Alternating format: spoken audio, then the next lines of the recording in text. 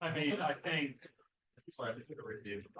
raw quality is very comparable. Yeah, in terms of the teaching, at least. Yeah. Yeah. And then, I mean, if you're not dealing with the research side of things, that probably doesn't. Right. It would make a difference if you were a grad student. Exactly. Yeah. Yeah, for sure. So, yeah.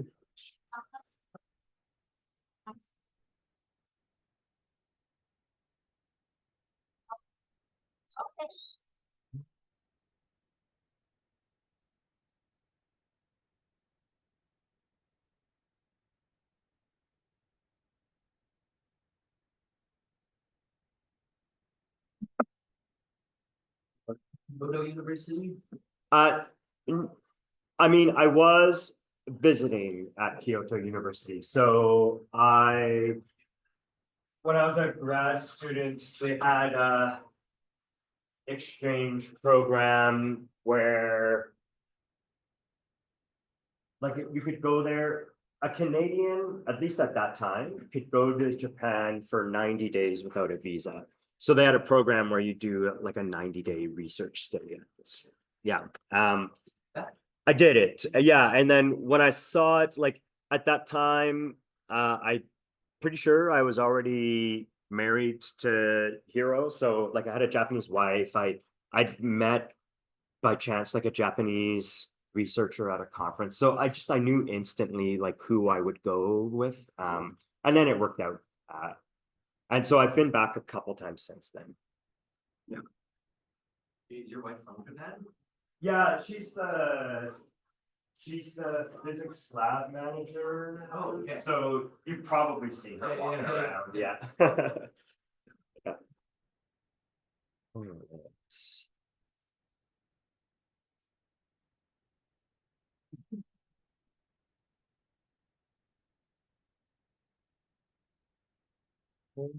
Here we go.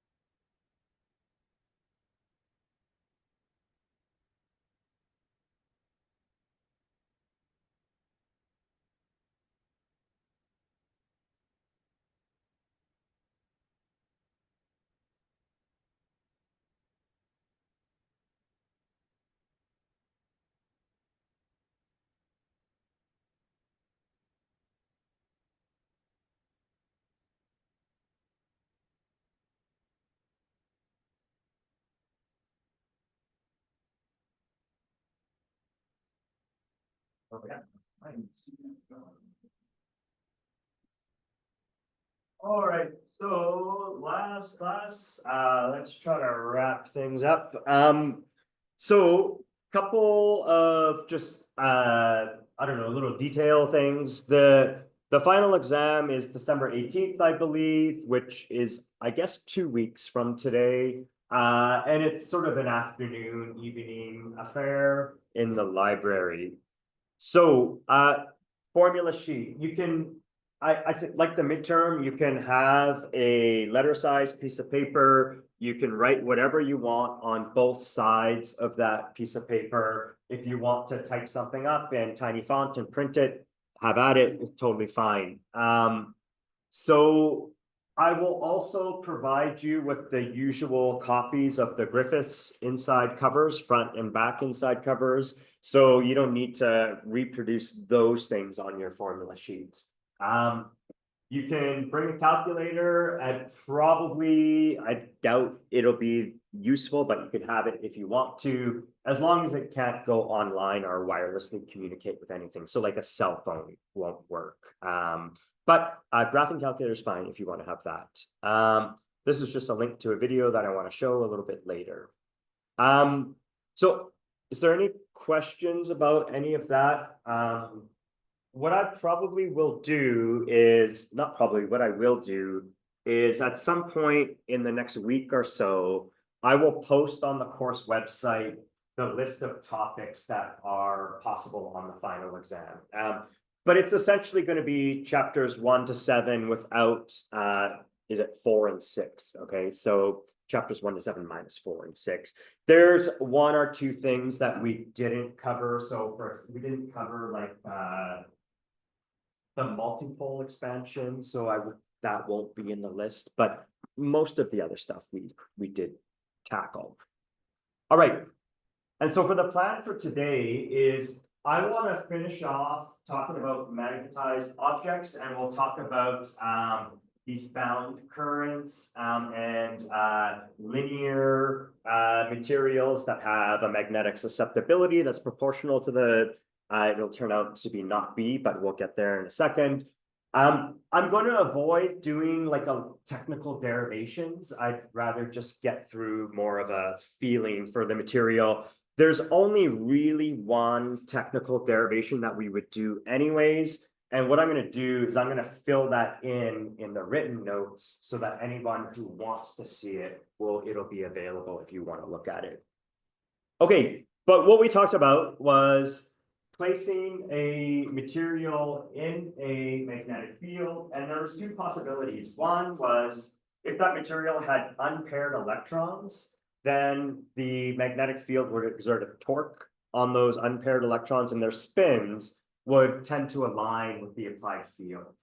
And so that was called ferromagnetism. And as soon as you turn off that field, that alignment goes away. And then another possibility is we had a material without unpaired electrons. And so that first effect is not available. So what we discovered is that that external magnetic field could also modify the orbital motion of electrons around the atoms. And that turned out to create these dipole moments that were anti-parallel to the magnetic field, and we called that diamagnetism.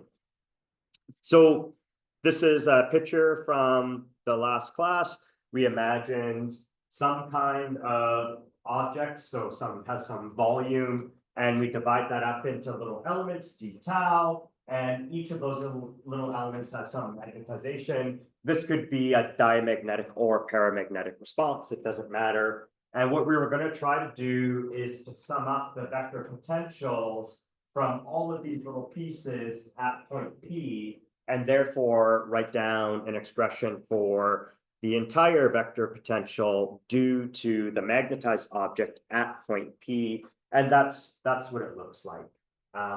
So if someone told us what the magnetization looked like, we could in principle evaluate this integral and find that vector potential. Then you could take the curl of that, and now you would know the field due to the magnetized object. But we're not going to try to evaluate star. Instead, we can do some manipulations. It would start by writing this. The way it would start is we would start by writing that 1 over script r. If we take the gradient with respect to r prime of that object, that is equivalent to r hat over r squared. we did the exact same thing for our polarized object. Now, once we have the del operator in there, then we can start playing with things like Stokes theorem, divergence theorem, stuff like that. Okay, so that's the stuff that I will fill in the notes before I post them online, but you will eventually arrive at this expression for the vector potential. Okay, and that's where I want to start today. So the first thing I want to do is I want to compare this first term to the following. It would be, let's compare to the vector potential was equal to mu naught over 4 pi. If you look at chapter 5, this is one of the expressions that we derived for the vector potential. And you can see these integrals have the same sort of structure as long as we identify J with the curl of the magnetization. And so what we're going to do is we're going to say, well, let's define a bound current density as the curl of the magnetization. I'm going to drop the prime from this. Okay. So this would be a bound current density. And then we can do a similar thing for this next term. And I want to compare to the vector potential was mu naught over 4 pi, 1 over script r, surface current density dA prime. So again, this is similar. What we would have to do up here is we would have to separate out the dA prime vector as just a dA prime scalar times a unit vector that is perpendicular to that surface, whatever that surface area is. And so if we did that, we could say, let's write the bound current density, surface current density as the magnetization crossed with that normal vector that we pull out of the dA prime vector. And so this would be a bound surface current.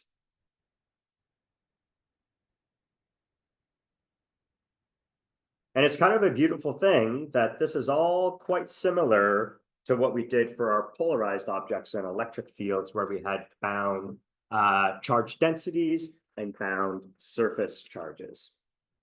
Okay, so with that, I think what I want to do is summarize these results before we move on. So finally, if we make those identifications, then we can write our complete vector potential due to our magnetized object in the following way.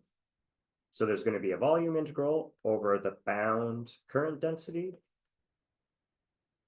divided by script r d tau prime and plus mu naught over 4 pi, and then it would be a surface integral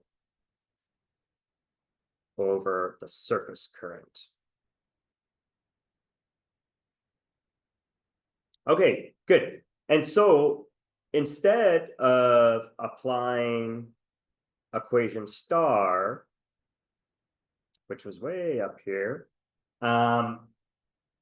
we would first just find the bound currents, and then we could use all of our regular machinery that we had for calculating vector potentials or magnetic fields from those current distributions.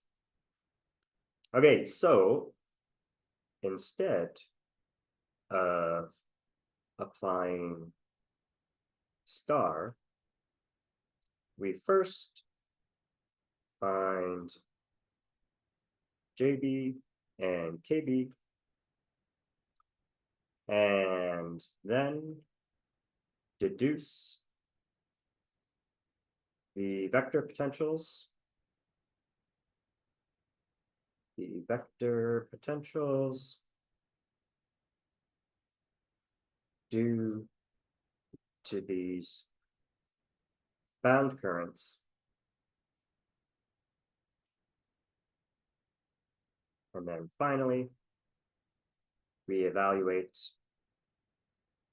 the curl of A to get the magnetic field.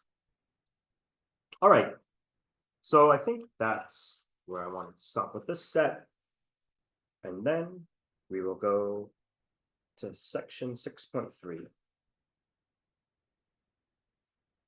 The auxiliary field, which we're going to call H. So when we talked about polarized objects and electric fields, we had this distinction between the electric field and the electric displacement, which was sort of inside of this material. And so we're going to have the same sort of thing for our magnetized material. So the total field inside a material is due to the bound currents plus any other free currents that are not associated with the magnetization. So the picture is, we start with a material in free space, it's unmagnetized, and then we apply an external magnetic field. Then our object becomes magnetized, we get these bound currents, they modify the field in and around this magnetized object, and the total field is going to be due to the bound currents and whatever free currents are responsible for that external field. So in that type of language, we would say the total current density is the bound current density plus the free current density. And then if we were to apply Ampere's law, let me remind you, Ampere's law was the curl of B was mu naught times J. So curl of B is equal to mu naught J. This is the differential form. You could integrate this over some area, and you could write this as the then apply Stokes theorem, and that would tell you that the integral of the magnetic field over some area is equal to mu naught I enclosed. So that's the integral form of Ampere's law. All right, so what we're going to do now is we're going to say, well, this current density, we're going to separate into our bound currents and our free currents. And therefore, 1 over mu naught times the curl of B is equal to, well, let's see, this bound current density J was the curl of the magnetization. So we're going to have the curl of M plus whatever free current is available. All right. So we can move this to the other side and then combine the curls. So we'd end up with, let's see, the curl of, I'm going to write it as 1 over mu naught times B, and then we have a minus M, and that's the equal to the free current density. And this thing in brackets is what is known as H. And according to Griffiths, H has no sensible name. Just so you know,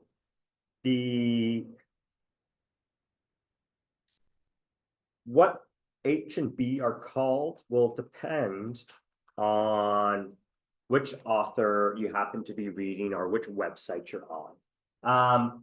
some people call H the magnetic field, and then they call B something like the magnetic induction or something like that. So I'm just letting you know that the terminology is confusing. But what we'll do is we'll be consistent with Griffiths. We're going to keep calling B the magnetic field, and we're just going to call this thing H. Griffiths refers to it as an auxiliary field, whatever that means. All right, so in terms of H, the Ampere's law becomes, well, let's see, the curl of H is equal to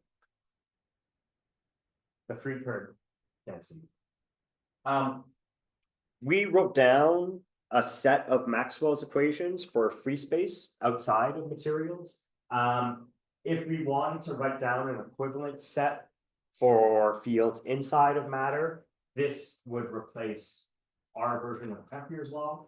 And then if you want to, you could correct it by having the dEdt term for non-static fields.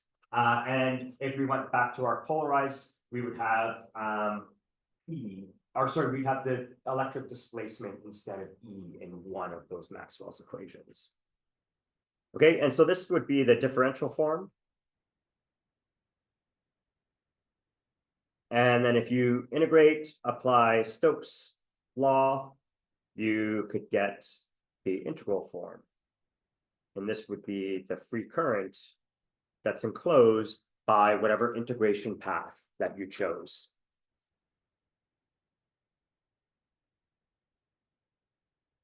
All right, and then H is 1 over mu naught, sorry, that's not right. H, sorry, I'd have a typo in my note. 1 over mu naught times B minus the magnetization.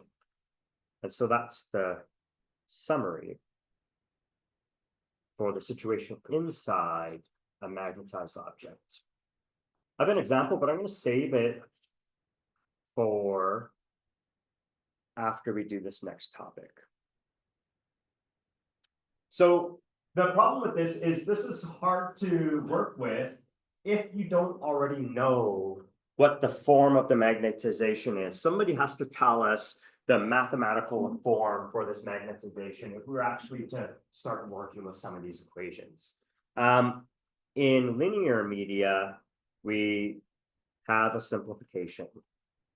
Linear media.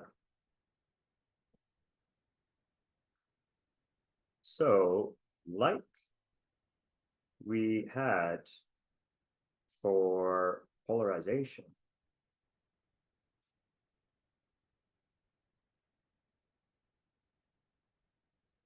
in linear media, we should write. So what we said for the electric case is that in linear media, the polarization is proportional to the external electric field, or in fact, it was proportional to the total electric field. And we said the proportionality constant was the electric susceptibility. We're going to do something similar. If we were to do it exactly as we did for the electrical case, we would write the magnetization is equal to 1 over mu naught times the magnetic susceptibility times the magnetic field. But that is in fact, unfortunately, not the way it's done. Instead, by convention, let's say, but by convention, that is not what is done. Not true, though. Is what true? Like that M is 1 over mu naught chi times B. Well, you could define it that way, but that's not the way it's defined. They could have made that choice, but they didn't. Yeah, they've made a similar choice. Instead, we write that the magnetization is equal to the magnetic susceptibility times this H field, where chi m is a dimensionless magnetic susceptibility.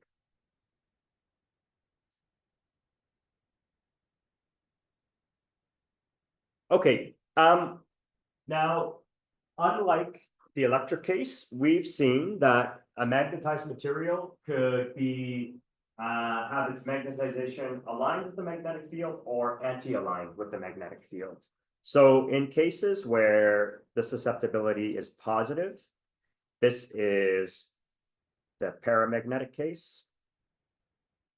And when it's anti-aligned, you get a negative susceptibility, and that's the diamagnetic case. Okay, so let's just do some simple manipulations with this. We could say that since we know that H was defined to be 1 over mu naught times B minus the magnetization, we could rearrange this for B. So we have to add the magnetization multiplied by mu naught. So it's going to be H plus M. And now what we're going to do is we're going to replace M with pi times H for linear materials. Pi times H. So therefore, the magnetic field is going to be equal to mu naught 1 plus the magnetic susceptibility times H. And we'll do some of the similar things we did before. We will identify 1 plus the susceptibility as the relative permeability. And then the product of mu naught times the relative permeability is just the permeability mu. In free space outside of a material, this mu r will be equal to 1. And so that's why this is called the free space permeability. Okay, so mu is the permeability,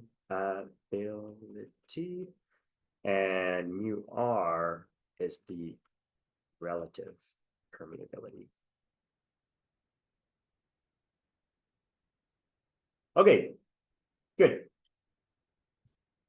So I think what I'll do now is go back to this example that I was going to do, and let's see how some of this stuff works.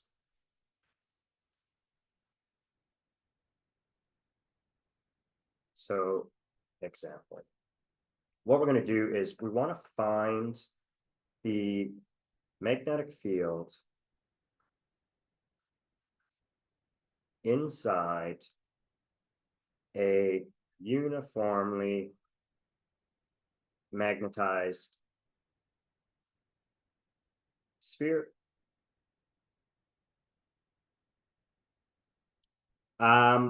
Okay, so what we'll do is we'll say, let's see, the bound current is given by the curl of the magnetization. What's that going to be for a uniform magnetization? That just means M is constant everywhere inside the sphere. 0, right? So the curl is just some derivatives of the magnetization, but if the magnetization is not changing with position inside the sphere, then that's always going to be 0. So this is since M is constant. Okay, so then KB, let's see. Oh, sorry, this is, I don't think that's the example that I wanted to do. I'm going to start over with a different example that'll be better. Okay, sorry, scrap that. Let's start over. We're going to do a similar type of problem, but I want to do one that's going to be related to our linear media. So let's do this example instead. A long copper rod carries a uniform uniformly distributed free current along its axis. So what we want to do is we want to find B inside and outside the rod. And let's assume that we have a linear material. It doesn't actually matter for solving this problem, but copper is diamagnetic. So in this case, the susceptibility in the end would be negative if we were to sub in numbers. But it's not going to have any effect on how we approach the problem. So we will draw a part of our rod. It's a long rod. So let's imagine it extends, keeps going up and down the top and bottom of the page. So I'm drawing just a section of it.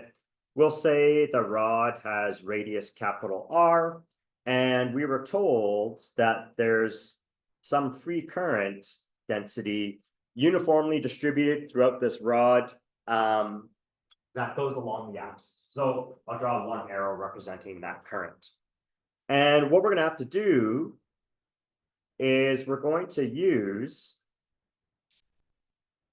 this modified version of Ampere's law. So it's not B, it's H dot DL is equal to this free current density. All right. Sorry, that would be the differential form. After we integrate, we would get the IF enclosed. Okay, good. And so what we'll do is we'll pick an integration path.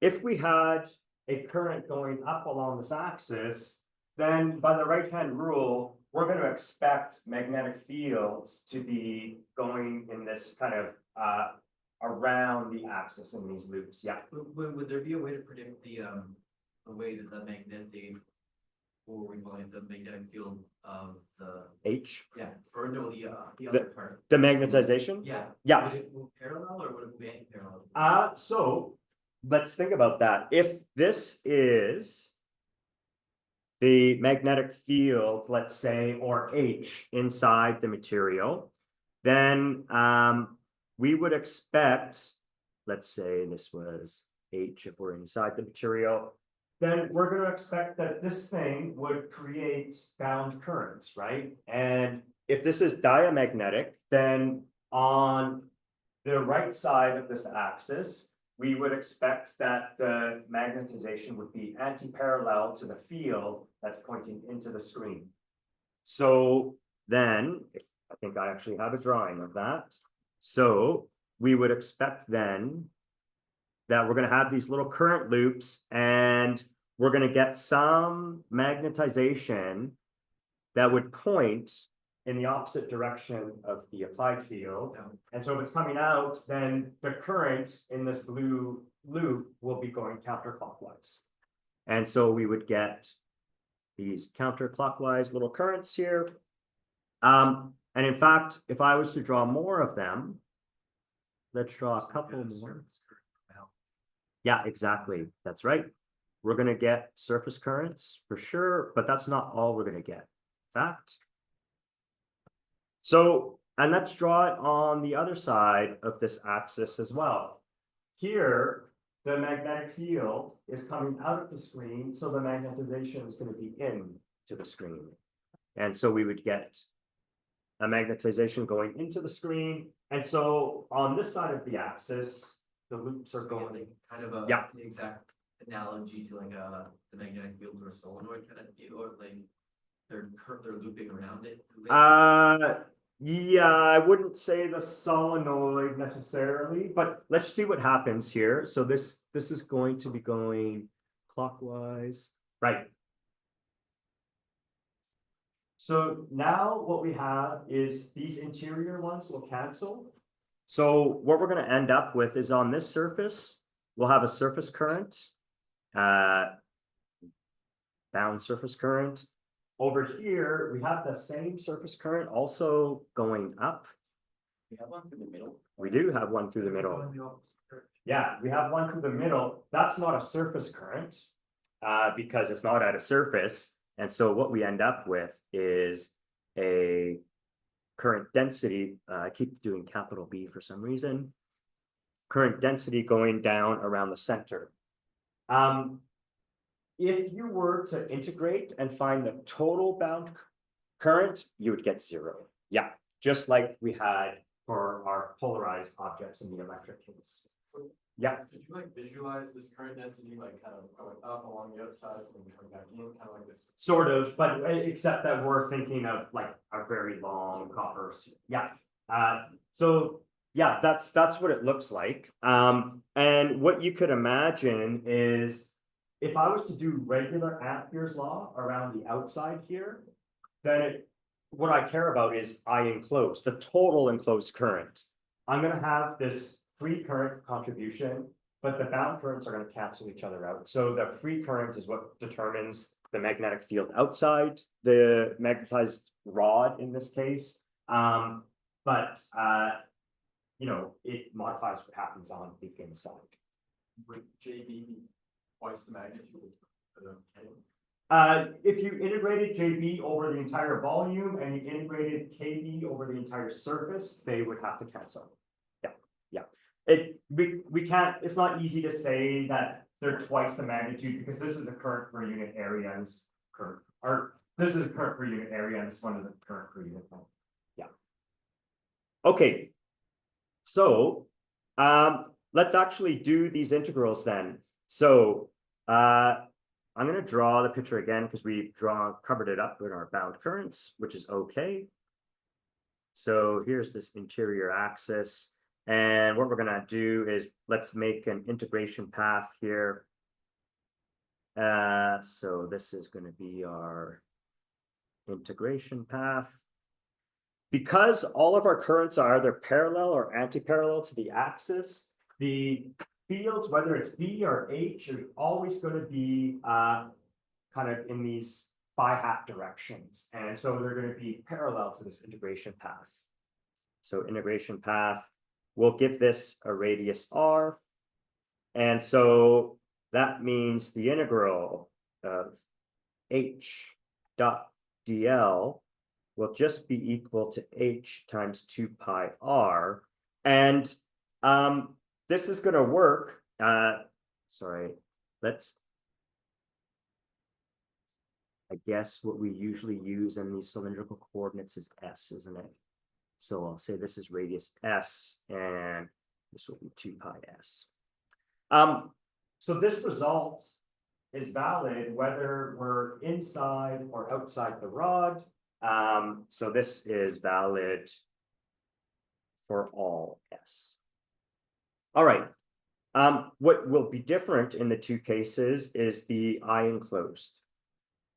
So inside, I free enclosed. Well, if the current is uniformly distributed throughout this area, it's just the fraction of the area that our loop encloses that is relevant.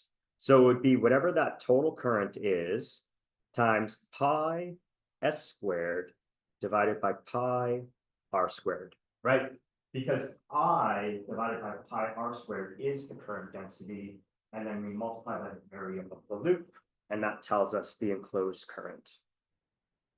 So inside the rod, that's our enclosed current.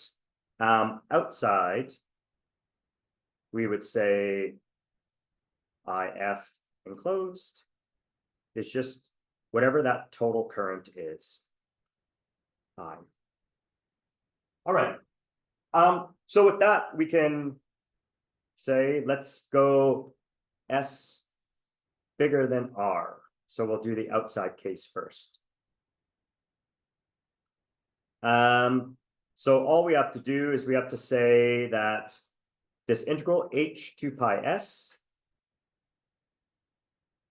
is equal to the enclosed current, which is just I, And so H, let's remind ourselves of how we defined H. Where is it? It's mu naught, 1 over mu naught times B minus M. So we have 1 over mu naught B minus M is equal to I over 2 pi S. What's the magnetization if we're somewhere outside of the rod? 0. Yeah, because we're outside the rod. And so therefore, B is equal to mu naught I over 2 pi S. And then we can even put the directions in here, something like that. This should look familiar. This is exactly what we had for a long straight current on a wire. So the magnetization of the wire does nothing to the field outside. So let's do S less than R. So we're inside the rod. So a lot of the stuff is the same, right? We would still have 1 over mu naught times B minus M times 2 pi S. That would be our left-hand side, the integral. And then it's I enclosed. And we said I enclosed is going to be I times S over R squared. Okay, so therefore, 1 over mu naught B minus M. We said we're going to assume that we have a linear material, and M is going to be pi times H in that case. Sorry, so I think that's right. Yeah. Okay, so this is going to be chi M times H. But now we have to do this kind of funny thing where H, sorry, what am I doing? I'm going to, I was about to go in a circle, I think. Let's see if I can get this right. So we have 1 over mu naught B minus M is equal to I. And then let's see, we have S squared divided by S. So we'll have an S over here. Then we divide by 2 pi, and we have R squared. All right. So now M is equal to chi times H, and H is equal to B over mu. All right. So what we can do, okay, this will fix it. I'm going to put, instead of H here, I'm going to put B over mu. All right. So H is going to be, so mu is mu naught 1 plus the susceptibility. And so therefore M is chi M times B over mu naught 1 plus the susceptibility. Okay, I think we're getting where we want. And so this is some kind of funny combination of the susceptibility times B over mu naught. All right. So now this expression for M is going to go into here. And let's see what we're left with. So therefore, whatever mu naught B. So we would have B over mu naught minus chi M 1 plus chi M B over mu naught is equal. Okay, I think we're going to get through this. Good. So B 1 minus chi M over 1 plus chi M is equal to mu naught I S over 2 pi R squared. Okay, good. If we were to put this over a common denominator, I'd have 1 plus chi over 1 plus chi. We would minus the chi. So this is the same as 1 over 1 plus chi M which is the same as 1 over the relative permeability. So finally, B is equal to mu naught times mu r IS over 2 pi r squared phi hat, or the relative permeability times the free space permeability is just the permeability. And that's the final result. This again should look familiar. If we ever, oh, what happened there? Did we lose my share? What happens? Screen sharing ended. Okay.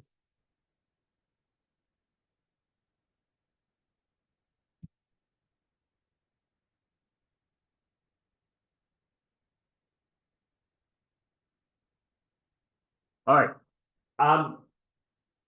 If we had previously calculated the magnetic field inside a rod carrying a uniform distribution of current, we would have got this exact same answer with a mu naught. So the only difference is that we've modified the permeability by some material property.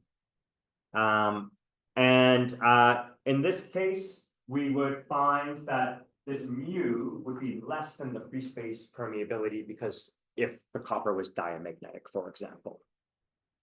All right, good. So since copper is diamagnetic,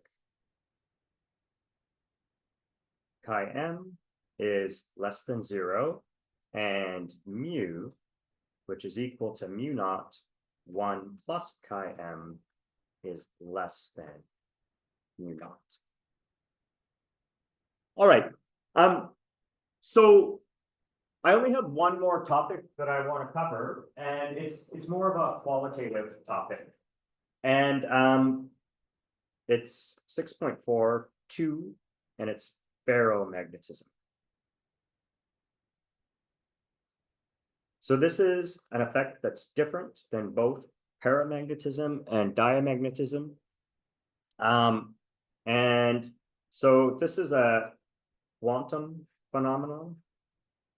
And so we're not going to get into the mechanism of ferromagnetism, but I want to tell you about some of its properties. So what happens is, this is again going to be an interaction between unpaired electrons. And what's going to happen is there's going to be some interaction between the spins of neighboring unpaired electrons that forces them to be aligned with one another. And they're aligned with one another regardless of whether or not there's an external magnetic field to force that alignment. Okay? An interaction between nearby dipoles that causes the unpaired electron spins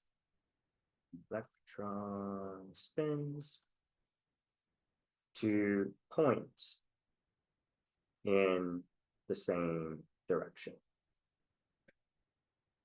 So now, if that was the case, you would expect that all ferromagnetic materials would be these permanent magnets, whether or not they're in an external magnetic field. And that turns out not to be the case. So we need to dig a little bit deeper to see how this works. So they point in the same direction, even in the absence of an external magnetic field.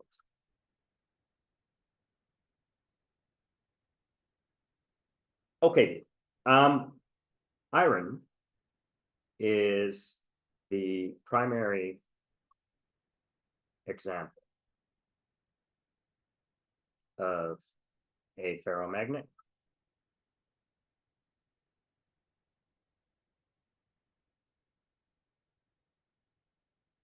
Okay, what happens, however, the reason not all chunks of iron are permanent magnets is because you end up with these different domains inside the material. And one domain will have all of its spins aligned in one direction, and then there'll be a boundary between that and the next domain.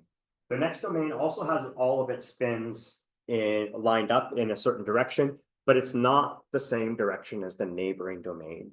And so your sample, your piece of iron, fragments into all these different domains that have aligned spins, but they all point in different directions. And in that case, the net magnetization of your material is 0, and it doesn't act as a permanent magnet. So these aligned spins are broken up into domains that point in various directions. So I could try to draw kind of a cartoon of what that might look like. So here's a slab of iron, and I'm going to make these arbitrary domain boundaries, and they don't have to be straight lines or anything. So we'll just separate this into a bunch of different domains. In one domain, we'll have some magnetization pointing in this direction. In the next domain, it points in a different direction. And then just kind of get that randomness so that if you summed up all of those, you get something that averages to 0. All right. So in this case, there is no net magnetization. And the ferromagnetic material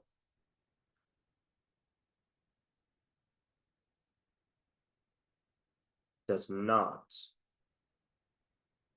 act as a permanent magnet. Now, we can try to manipulate these domain boundaries. And so here's how we could do it. The various domains can be aligned by applying a strong external magnetic field. And so I want to kind of walk through this process. So here's one way we could do it. We could take a chunk of iron. I'm going to make it a cylinder. So here's my piece of iron. And what I'm going to do is I'm going to wrap a coil, a solenoid, around my chunk of iron. And we're going to put a large current through there. And when we do that, let's see, okay. So in this case, my applied field would be pointing down. All right, so what I'm going to try to do is I'm going to try to draw a plot of, maybe I'll call this H, since this is the field inside our material. So we'll call this H. So I'm going to plot here the magnetization, or the magnitude of the magnetization on the vertical axis. And I'll plot the current, which is just proportional to the strength of the field through our material, on the horizontal axis. And we're going to start by assuming that our material is not magnetized at all. So that's point A. We start in 0 current, no field, no magnetization. So point A is an unmagnetized iron in 0 field. Okay, so then we're going to turn the current on, and what will happen is some of the domain boundaries will start to move, and the ones that were pointing off the axis of the field will start to align with that field, and we'll start to establish some magnetization. And as we keep increasing the current or the field, that magnetization keeps increasing up until a point when all of the domains are more or less all aligned with that field. And that's called saturation. And so eventually, for large enough currents or field, you don't get any more magnetization. So this will be point B, and we're going to call this point saturation. So, okay, so point B. All domains aligned with external fields.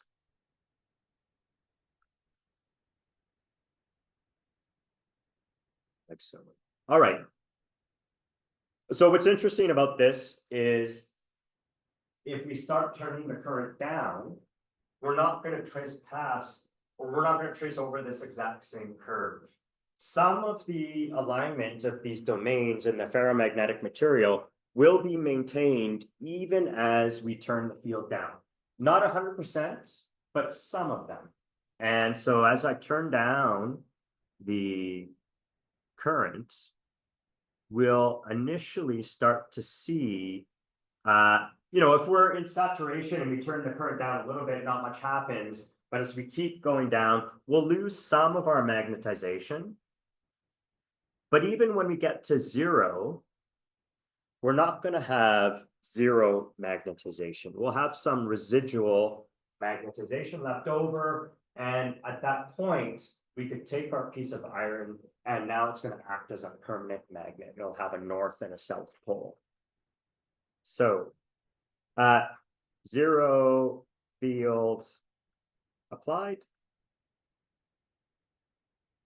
but some magnetization remains. So now our sample is a permanent magnet.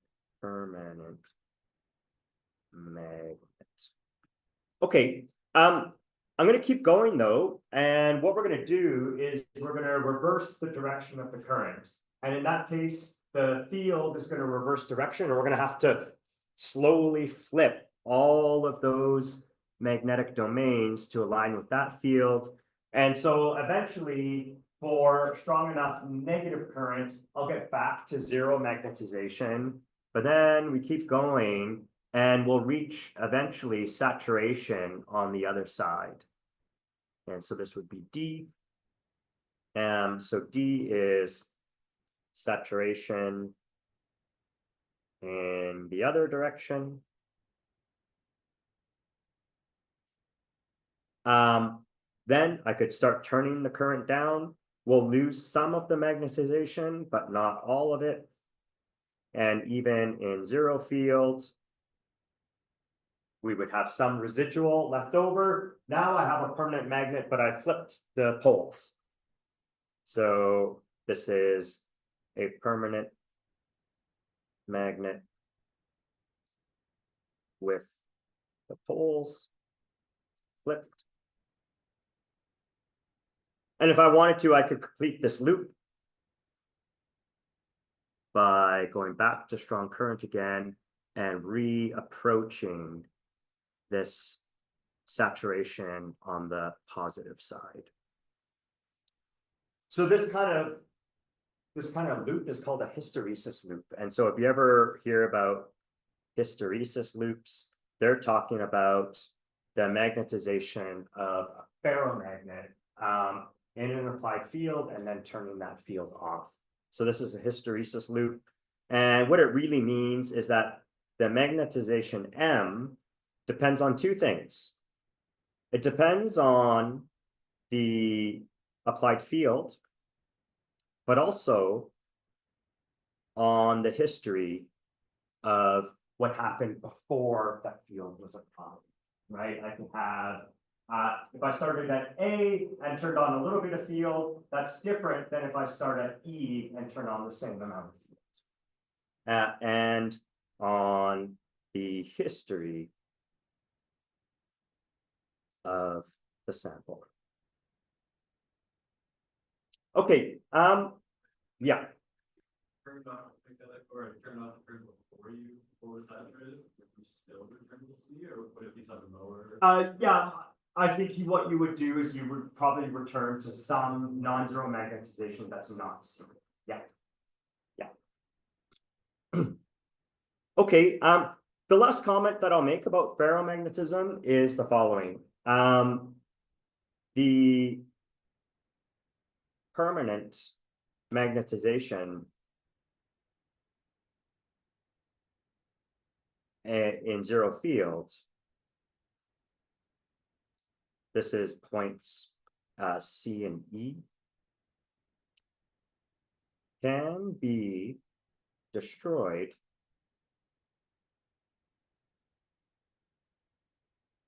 by heating the sample to high temperature. Can that also happen by applying shock? Oh, I don't know. It's possible. So something I recall. Yeah, maybe that's possible. Yeah, but I don't know 100%. It wouldn't surprise me if that was true. Yeah, the temperature at which M vanishes is called Curie temperature.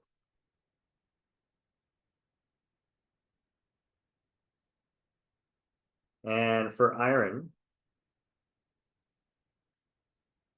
the Curie temperature is something like 770 Celsius.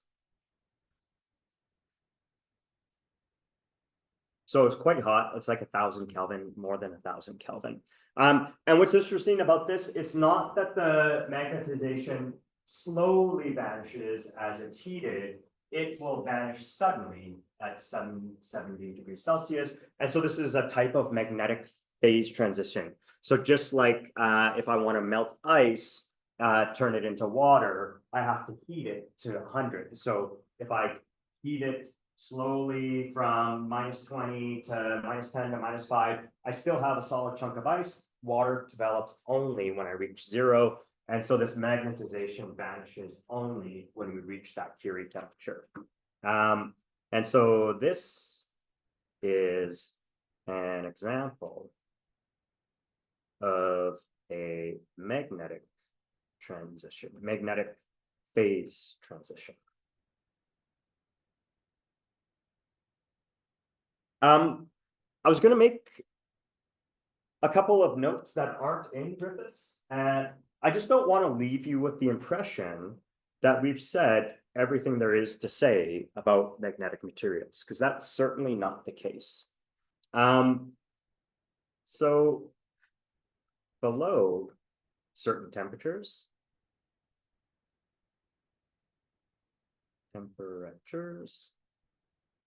some materials exhibit what's called anti-ferromagnetism.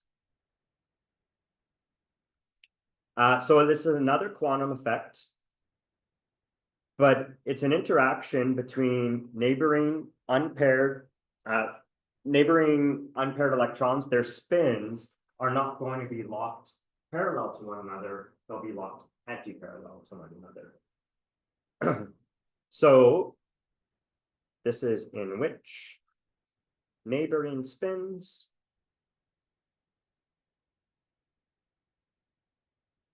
align anti-parallel.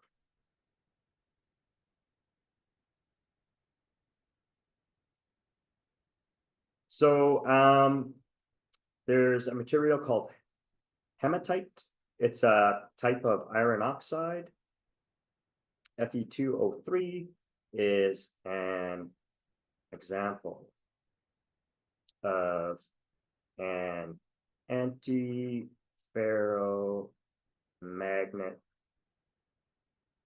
below. It's about 250 Kelvin. So what's that, like -20 something degrees Celsius?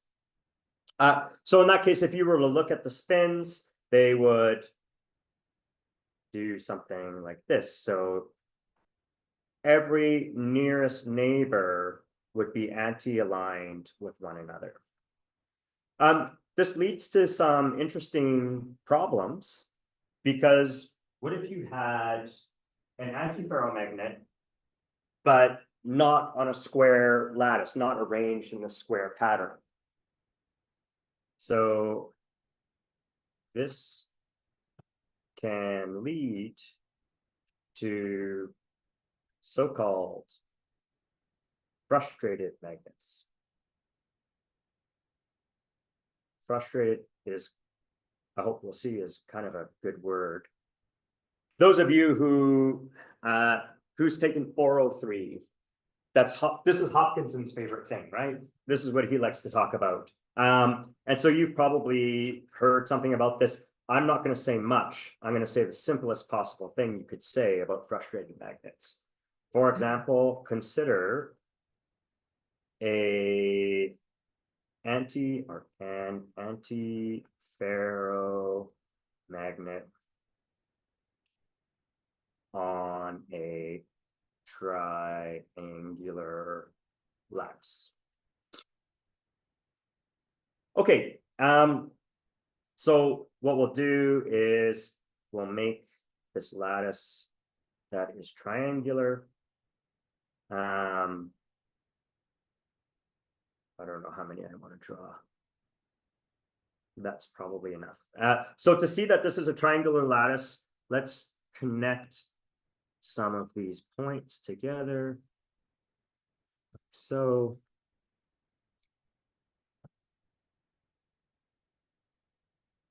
all right. And so there, our triangles are starting to emerge. And so what we're going to do is we're going to try to place a spin on each one of these lattice points. Initially, it's easy. I could just pick a spin and I just place it however I want. And now I go to one of its neighbors and I say, okay, you got to anti-align. So I'm already in trouble because I want to do this one now. And if I want it to be anti-parallel to this, I should point it down, but then it's parallel to this one. And so we don't know what to do here. We could keep going and say, okay, fine, we'll put this one down. And now I got to place a spin here. And I would want to be up to be anti-parallel to this, but down to be anti-parallel to that. I want to be up to be anti-parallel to this. So I don't know, that favors may be up, but I don't know what to do. So I can't satisfy kind of anti-aligned spins on this lattice. And so that's why they say the lattice or this magnet is frustrated, because it doesn't know how to place all of the spins. And those of you in 403 could tell me, but I think what this leads to is degenerate ground states that have entropy that's not zero, even at zero temperature. So I think that's Hopkinson's project, right? Yeah, yeah. Okay, good. So that's pretty much everything I wanted to say. We could, if you wanted to, we could do a simple demonstration in 239 where we can magnetize a piece of iron, take it out of the field, see that it's a permanent magnet, and then the fun part is heating it to high temperature and trying to kill that magnetization. So if you're interested in seeing that, it would take only a few minutes, and we'll just head over to the usual place, Science 239, and we'll see some ferromagnetism, some effects of ferromagnetism. All right.